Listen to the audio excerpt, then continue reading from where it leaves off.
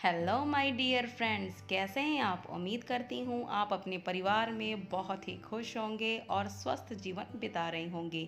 मेरे इस channel easy life with Reena में आपका बहुत बहुत स्वागत है। दोस्तों, ये ब्लॉग कल का है, थर्सडे का है। थर्सडे को पंजाब के एक्स चीफ मिनिस्टर की डेथ होने के कारण, राजकीय शोक के कारण पंजाब गवर्नमेंट ने यहाँ पर छुट्टी अनाउंस कर दी थी। तो आज हम लोगों को छुट्टी है, मुझे, मेरे हस्बैंड को और देवर को। बच्चों को छुट्टी एक दिन पहले हो गई थी, लेकिन उस दिन हम लोग स्कूल गए थे, तो आज बच्चे गए हैं स्कूल, लेकिन हम लोगों की छुट्टी है। लेकिन जो रूटीन वाइज मेरा जो काम होता है वो भी मैंने किया, इसके अलावा भी एक्स्ट्रा काम भी मैंने किया। सुबह अपने टाइम के अकॉर्डिंग जितने बजे मैं उठती हूँ उस मुताबिक उठी, जिम गई। जिम से आकर मैंने किचन गार्डन में बहुत ज़्यादा सब्जियां उगी हुई थी, वो भी तोड़ी। फिर घर में आकर गेहूं धुला, उसके बाद कपड़े भी प्रेस करे। और जो हमारे ये प्लांट्स हैं, बहुत ज़्यादा इनके जो पौधों हैं इनकी ख़राब हो गई थी दशा, तो इनको भी ठीक किया। और घर की क्लीनिंग डस्टिंग भी करी, लंच भी बनाया, ब्रेकफास्ट भी बनाया, और शाम को फिर मैंने किया बीटरूट फेशियल। तो ये सारा कुछ मैंने इस ब्लॉग में शेयर किया हुआ है, तो वीडियो को एंड तक ज़रूर देखिएगा। अगर वीडियो अच्छी लगे तो वीडियो को लाइक और शेयर कर दीजिएगा। तो ब्लॉग की शुरुआत करते हैं थर्सडे की मॉर्निंग से। बज गए हैं घड़ी पर 4। आज मैं लेट इसलिए उठी हूँ क्योंकि मुझे और मेरे हस्बैंड को और देवर जी को नहीं जाना है काम पर, और बच्चों ने सिर्फ जाना है। बच्चों के लिए सब्ज़ी बनानी है, तो इसीलिए मुझे एक ही सब्ज़ी बनानी है। और जो लंच की सब्ज़ी बनानी है, क्योंकि मैं घर पर ही हूँ तो अपना बना लूँगी। तो सबसे पहले मैंने लाइट्स ऑन करी, अपना सौंफ वाटर मैं पीऊँगी ब्रश करके। उसके बाद बनाऊँगी मसाला पनीर। मसाला पनीर की सब्ज़ी की जो रेसिपी है मैंने ऑलरेडी शेयर करी हुई। बस ज़्यादा कुछ खास नहीं करती हूँ। टमाटर, प्याज, इसमें मिर्च, लहसुन और अदरक, इन सारी चीज़ों को डालकर, हाँ थोड़े से काजू, इन सारी चीज़ों को डालकर एक पतला सा ना फाइन पेस्ट बना लेती हूँ। उसके बाद इसमें डालती हूँ कच्ची घानी सरसों का तेल और थोड़ा सा जीरा। चिमनी कर ली मैंने ऑन, और जीरा डालने के बाद जब जीरा थोड़ा सा तड़क जाए तो उसमें डाल देती हूँ ये पेस्ट बनाया हुआ है। पनीर हम लोग घर पर ही बनाते हैं, मैंने ऑलरेडी पनीर बनाने की रेसिपी भी शेयर करी हुई है। तो ये पनीर कट कर लूँगी जब तो तड़का रेडी हो रहा है। तो बस इसको ना धीमी आंच पर, बस लो फ्लेम पर ही इसको अच्छे से भूनूंगी, ताकि अगर कईयों के मन में डाउट भी रहता है कि प्याज, लहसुन, अदरक, टमाटर को इकट्ठे ही पीस लिया गया, तो क्या प्याज, लहसुन, अदरक अच्छे से पीसे जाएंगे? जी हाँ, बिल्कुल ही लो फ्लेम पर इसको अच्छे से भूनते रहना है जब तक इसका जो तेल है छोड़ने ना लग जाए, तड़का, यही निशानी होती हैं। तब तक इसको अच्छे से भूनना है। जब अच्छे से भून जाए उसके बाद इसमें डालना है जो रेगुलर अपने मसाले डालती हूँ, हल्दी, देगी मिर्च, नमक और थोड़ा सा गरम मसाला। और जब अच्छे से ये भुनाई हो जाए इसकी, उसके बाद डाल देनी है थोड़ी सी घर की मलाई, फ्रेश मलाई डाल रही हूँ। बस तड़के का तो बस एक ही रूल है कि इनकी अच्छे से ना भुनाई होनी चाहिए। अगर मसालों की अच्छे से भुनाई हो गई है तो कोई भी सब्ज़ी बनाओ, दाल बनाओ, कोई भी पकवान बनाओ, बहुत अच्छे से बन जाता है। तो ये सारा कुछ हो गया था रेडी, तो इसमें मैंने डाल दी कट करके पनीर। थोड़ा सा इसको मैं दम लगाऊंगी, ढक के रख दूंगी।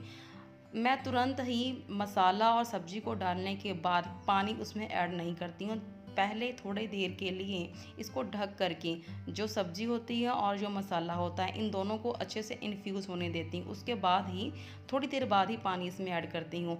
और उसके बाद मैंने इसमें डाल दिया था थोड़ा सा कसूरी मेथी, क्योंकि धनिया तो अवेलेबल नहीं है। ये हो गया जी टाइम 5 बज गए। मैं चली गई जिम के लिए रेडी होने के लिए। यहाँ पर अपनी पी रही हूँ ब्लैक कॉफ़ी। सौंफ वाटर मैं ऑलरेडी पी लेती हूँ जब ब्रश करती हूँ उसके बाद। तो यहाँ पहुँच गई हूँ मैं अपने जिम। जिम हमारा है सेकंड फ्लोर पर।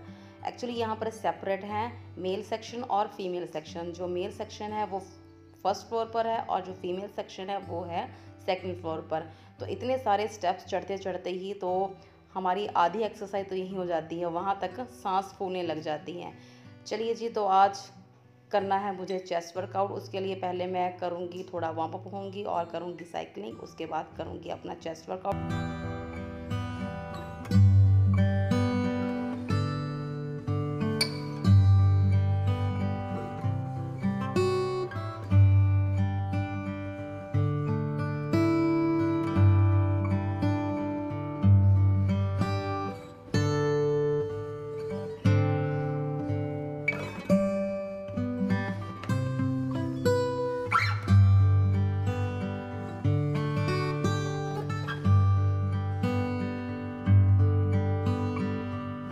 चलिए जी, एक्सरसाइज होगी मेरी ख़त्म, लगभग हो गए 6:40। अब मैं जा रही हूँ घर वापस। थोड़ा लेट इसीलिए जा रही हूँ क्योंकि आज मुझे अब स्कूल नहीं जाना है, तो इसीलिए थोड़ा सा लेट हो गई थी यहाँ पर। तो ओके जी, फ्रेशनेस देखिए फेस पर, ग्लो आ जाता है एक्सरसाइज करने से। आप बताइएगा कि आपने एक्सरसाइज योगा कुछ करना शुरू किया कि नहीं अभी।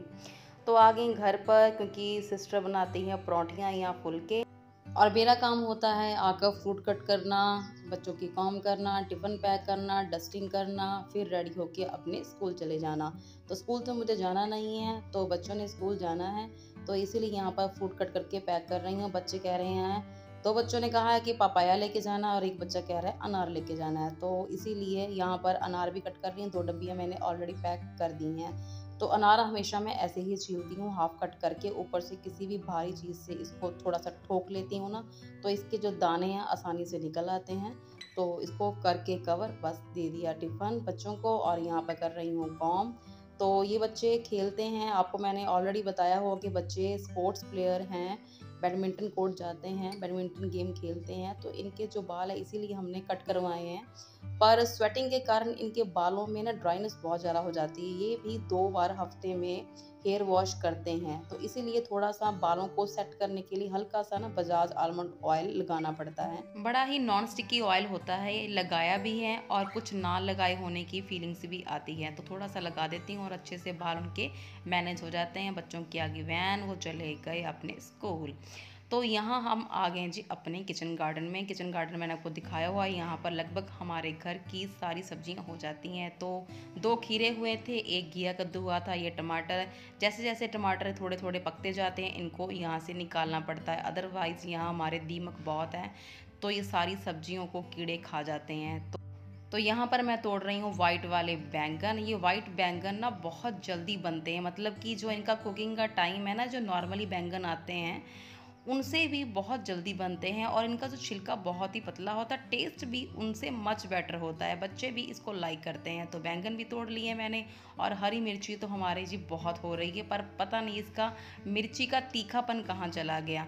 तो ये भी मैंने तोड़ ली थी, और ये हो रही है हमारी बीटरूट। 5-7 रह गई हैं, रोज़ एक एक हम लोग इसको निकाल लेते हैं और कट करके खा लेते हैं। तो बीटरूट का साइज़ देखिए बहुत बड़ा बड़ा है, तो इसीलिए इकट्ठे सारे नहीं निकाल रहे हैं, बस 5-7 रह गई हैं। आज मैं एक लेके जाऊंगी और इसको हम खाएंगे भी, और शाम को मैं करूंगी बीटरूट फेशियल। तो यहाँ पर आ गई हूँ मैं कपड़े प्रेस करने के लिए। सोचा कपड़े पहले प्रेस कर लूँ क्योंकि कपड़े फिर मेरे गीले हो जाएंगे, मुझे अब गेहूँ भी धुलना है। तो थोड़े से मैं कपड़े हफ्ते भर के प्रेस करने लगी हूँ। पहले मैंने जो स्टॉक किया था प्रेस, वो सारा ही मेरा क्लियर हो गया है। तो मैं आपको बता रही थी ना कि अब मैंने रूटीन थोड़ा सा चेंज किया है। 1 बाय 1 सूट प्रेस करने की बजाय अब मैं क्या करती हूँ कि 5-7 ड्रेसेस अपने इकट्ठे ही आयरन करके रख लेती हूँ, तो मुझे ईजी हो रहा है। तो इसीलिए आज मैं यहाँ पर जितने मुझसे हो जाएंगे वो आयरन करके रख लूँगी।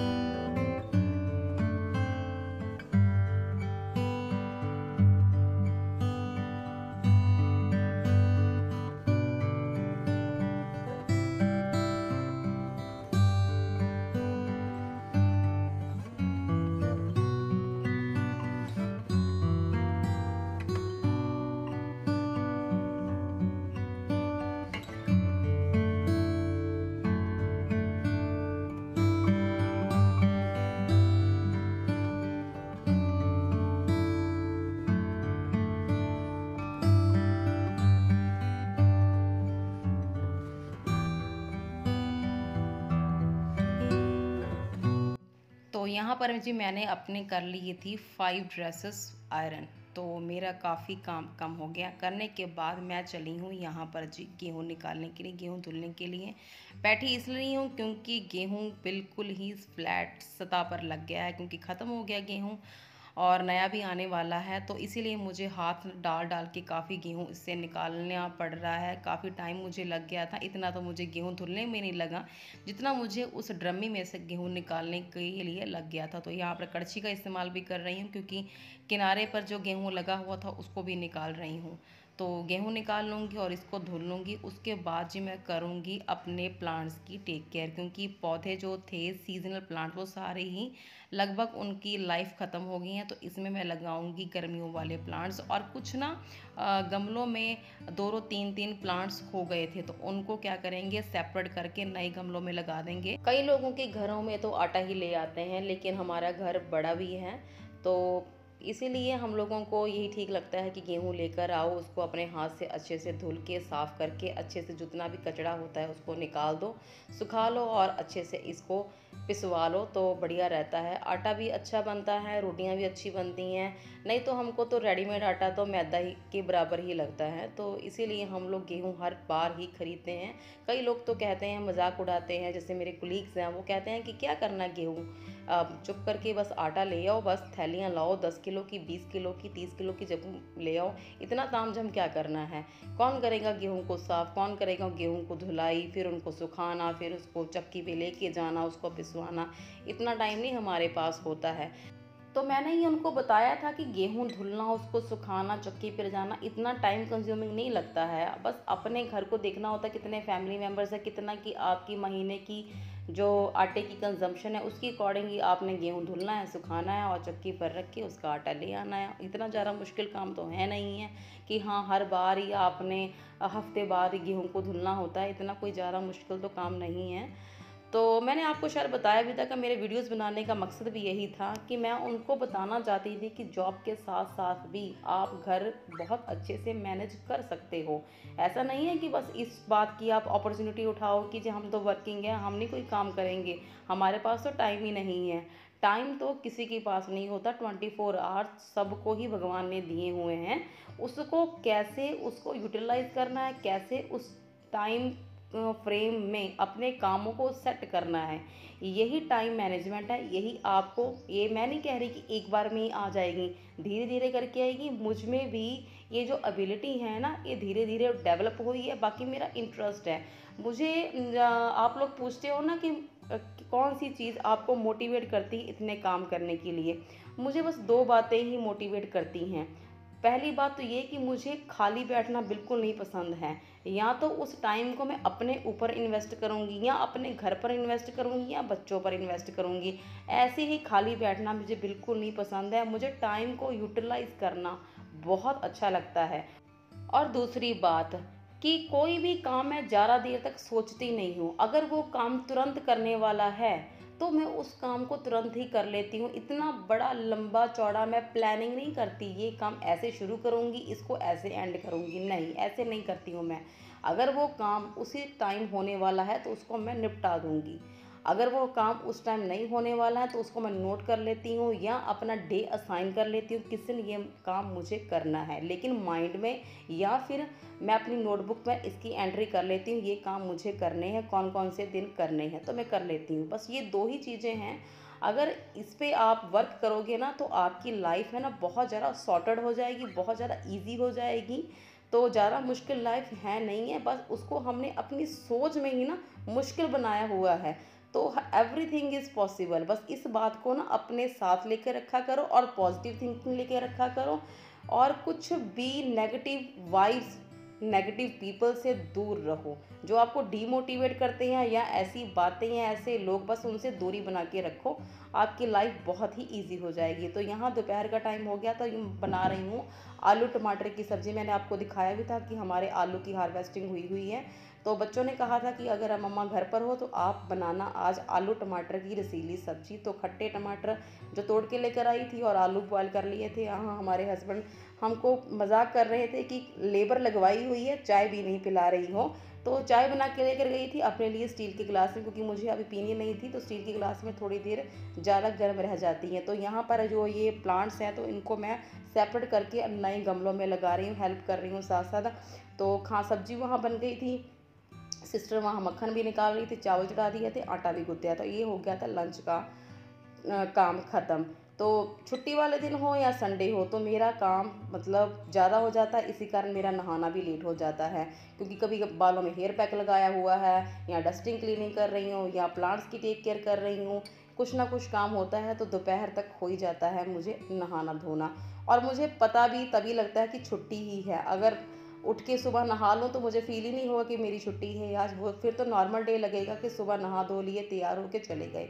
तो प्लांट्स का काम हो गया था ख़त्म। हमारे नॉर्थ इंडिया में तो पता नहीं क्या हो रहा है, कभी आंधी, कभी तूफ़ान, कभी बादल, कुछ ना कुछ ऐसे ही हुआ रहा है। अब भी बादलों का पूरा घुमाव था कि बस अभी बरसे कि बरसे, लेकिन बारिश तो नहीं हुई थी। तो ये प्लांट्स का काम हो गया था ख़त्म। हस्बैंड थक गए थे, वो कह रहे मैं नहाने जा रहा हूँ, खाना खाऊंगा। मैंने कहा चलो ठीक है, आप इतना जाओ आप, तब तक मैं सारा समेटा समेटी करती हूँ।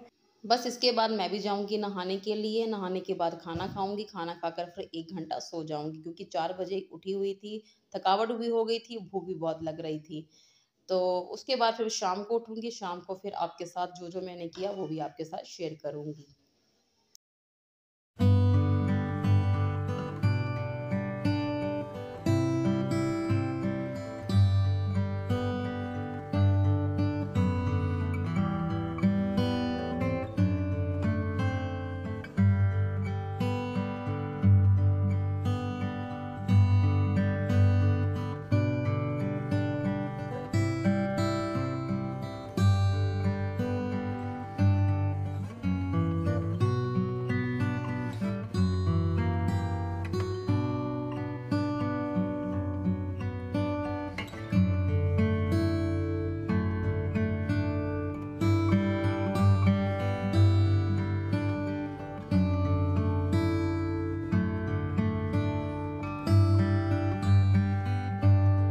तो ये हो गया जी शाम का टाइम। शाम को मैं बना रही हूँ क्लींजिंग स्प्रे। कोल्ड खत्म हो गया था तो मुझे स्प्रे बनवाना था, क्योंकि क्लीनिंग करनी थी। इसके लिए मैंने लिया नॉर्मल वाटर, 1.5 कप पानी, और इसमें मैंने ऐड किया 1/2 कप विनेगर। विनेगर आप कोई भी ले सकते हो। तो इसमें ऐड करेंगे 2 चम्मच लिक्विड सोप, 2 चम्मच डिश वॉश के। इसमें मैं विम बार का जो डिश वॉश है, 2 लिक्विड सोप इसमें ऐड कर रही हूँ। और इसमें ऐड करूँगी 10 से 12 बूंदे कोई भी एसेंशियल ऑयल, जैसे कि tea tree oil, lemon grass oil. पर मेरे पास दोनों ही अवेलेबल नहीं थे, मेरे पास अवेलेबल था ये पिपरमेंट एसेंशियल ऑयल और सैंडलवुड। पिपरमेंट एसेंशियल ऑयल का इस्तेमाल मैं अपने हेयर पैक में, हेयर ऑयल में करती हूँ, और जो सैंडलवुड का एसेंशियल ऑयल है उसका इस्तेमाल करती हूँ फेस पैक और फेस सीरम में। तो 10 से 12 बूंदे डालनी, किसी भी कोई भी आपके पास एसेंशियल ऑयल पड़ा हो, उससे फ्रेगरेंस भी अच्छी आ जाती है। तो सारी चीज़ें अच्छे से मिक्स कर लेनी है, मिक्स करके किसी भी स्प्रे बॉटल में ऐड कर लेनी है। तो मेरे पास कॉलरिन ऑलरेडी ही ख़त्म हुआ हुआ था, तो इसी से ही मैं आज करूँगी क्लीनिंग, क्योंकि दिन में तो सारा दिन ही उधर ही निकल गया, किचन गार्डन का काम हो गया और प्लांट्स की टेक केयर हो गई, कपड़े प्रेस हो गए, गेहूँ धुल लिया, सारे कामों में निकल गया। तो बेड मेरा बहुत गंदा हुआ पड़ा था, तो आज अपना बेडरूम ही क्लीन करूँगी। तो इसी क्लींजिंग स्प्रे से ही मैंने सारा अपना बेडरूम क्लीन किया। जो बेड की जो बैक है, यहाँ वुडन वर्क हुआ हुआ है, और यहाँ पर जो बेड की बैक पर जो लगा हुआ है लेदर, इसको भी मैंने इसी से स्प्रे से ही क्लीन किया है। और जो ग्लास था डोर से और रॉड से, सारा कुछ ही इसी से क्लीन किया। बहुत अच्छे से सारा कुछ क्लीन हो रहा था। तो आप भी बनाइएगा, तो इसके रिजल्ट बहुत ही अच्छे हैं। मैं आपको बताती हूँ कि जितनी भी जो डीआईवाई चीज़ें होती हैं, चाहे वो घर की हो या फिर स्किन केयर की हो, हेयर केयर की हो, वो सारी ही अच्छी होती हैं। तो ज़्यादा उसमें पैसे भी नहीं लगते हैं और बहुत ही उसके अच्छे रिजल्ट मिल जाते हैं। तो आप उनको कभी भी बना के यूज़ कर सकते हो, आपको अच्छे रिजल्ट ही मिलेंगे। तो यहाँ पर मैं अपना बेडरूम आज फुल्ली क्लीन कर दूँगी, एक तरह का डीप क्लीनिंग कर दूँगी। पूरियाँ जो विंडोज़ हैं, डोर्स हैं, सारा कुछ इनका अच्छे से क्लीनिंग कर दूँगी।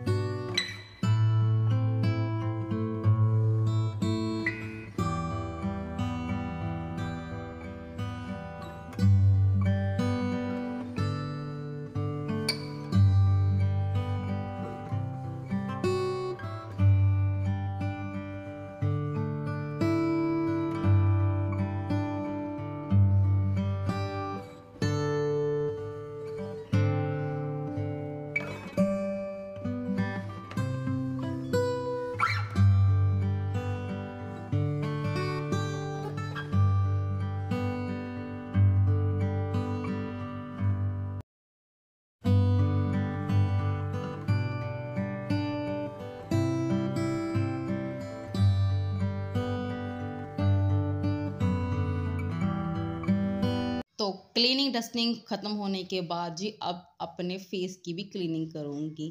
तो आज मैं करने लगी हूँ बीटरूट फेशियल। बीटरूट फेशियल के लिए जो मैं सुबह तोड़कर लेकर आई थी एक बीटरूट, उसको आधा तो हमने खा लिया था और आधा बच गया था। इसी को ही हम पील करके इसको कद्दूकस करके अच्छे से इसका रस निकालूँगी। एक कटोरी भर रस निकल आएगा तो इससे ही फेशियल हो जाएगा। सबसे पहले करें क्लींजिंग। क्लींजिंग के लिए लूँगी मैं 1 चम्मच दही और 1 चम्मच इसमें ऐड किया मैंने बीटरूट का जूस।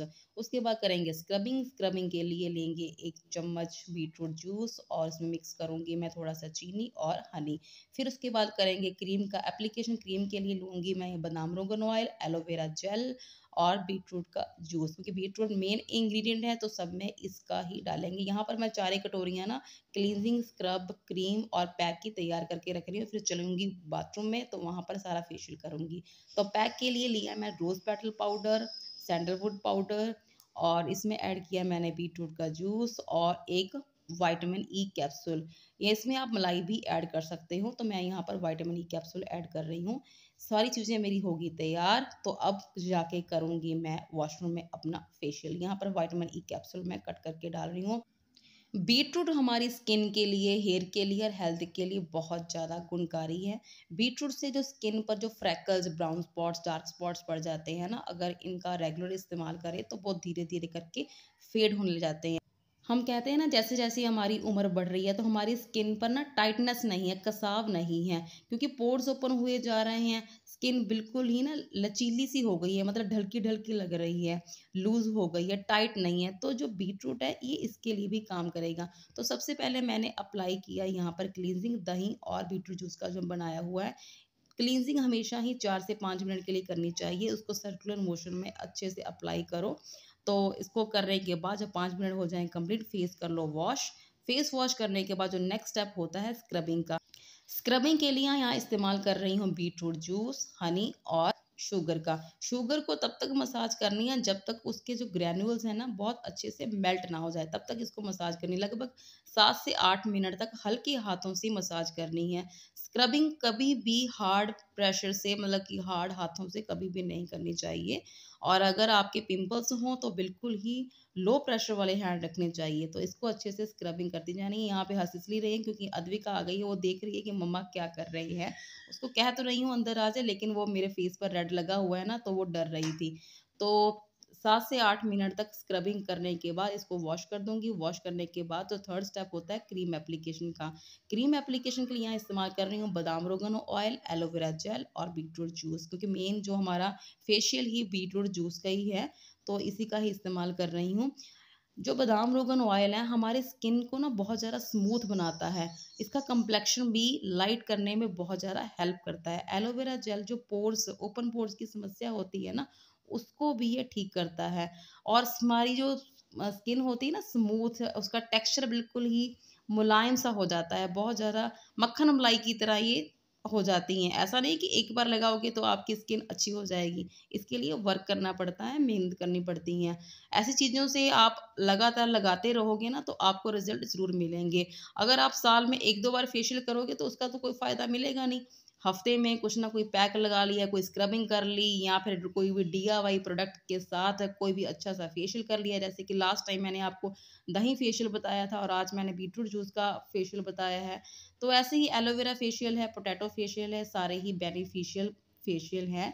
सारे ही हमारी स्किन के लिए बहुत ही बेस्ट हैं, पर इनको लगाना पड़ता है तभी आपको रिजल्ट मिलेगा। तो जब भी क्रीम लगाएं तो उसका स्टेप्स हमेशा ही फॉलो करें फेशियल वाले। कुछ ज़्यादा मुश्किल स्टेप्स तो है नहीं है, बस इसको अपवर्ड मोशन में ही हाथों को प्रेशर देते हुए मसाज करते जानी है।